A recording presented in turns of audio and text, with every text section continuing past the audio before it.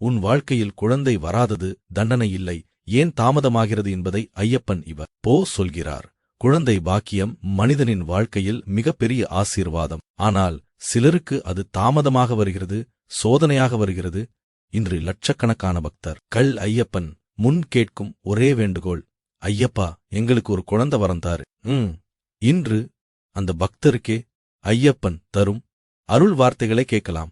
உன் கண்ணீர் வீணாகாது. ஐயப்பன் எந்த பக்தனின் கண்ணீரையும் திறந்த எழுத்தாக பார்க்க மாட்டார். ஒவ்வொரு பிரார்த்தனையும் ஒவ்வொரு துயரமும் தனக்கு பதிவாகிறது. குழந்தை பாக்கியம் வேண்டி நீ சிந்திய கண்ணீர் அது அவர் பாதத்தில் விழுந்த அரசனை ஐயப்பன் சொல்கிறார். உன் கண்ணீர் என் கண்களுக்கு முன்னால் விழுந்துள்ளதே, நான் மனமாக இருக்க முடியுமா?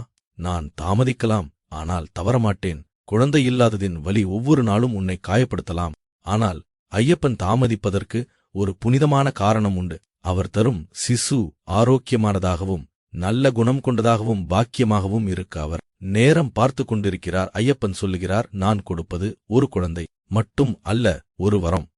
குழந்தை பாக்கியத்திற்கு முன் பல தம்பதிகள் சோதனையை சந்திப்பார்கள். மருத்துவ சோதனைகள், மனவலி, உடல் சோர்வு, சமுதாய அழுத்தம். ஆனால் அது தண்டனை அல்ல, அது ஆசீர்வாதம் வருவதற்கான அறிகுறி. ஐயப்பன் கூறுகிறார், நீ எவ்வளவு சோதனைக்கு உட்பட்டாயோ அவ்வளவு வலிமையாக ஆசீர்வதிப்பேன். பலர் நம்பிக்கையை இழக்கிறார்கள். ஆனால் நீ ஒவ்வொரு முறையும் ஐயப்பனை பார்த்த போதும் உன் இதயம் சொல்கிறது, எனக்கு குழந்தை வரும். அந்த நம்பிக்கை உன்னிடமிருக்கிற மிகப்பெரிய பலம். ஐயப்பன் சொல்கிறார், உன் நம்பிக்கை கதவை நான் உடைத்துவிட மாட்டேன், அதை நான் திறப்பேன். மகனே, நீ வெறுமனே குழந்தை கேட்கவில்லை, குடும்பம் வேண்டுகிறாய், அன்பு வேண்டுகிறாய், ஒரு புது உயிர் வேண்டுகிறாய். உன் மடியில் புன்னகையுடன் வரும் அந்த சிசு, அது என் அருளின் வடிவம். உன் வீடு சின்ன சத்தத்தால் நிரம்பும் நாள் நெருக்கத்தில் இருக்கிறது.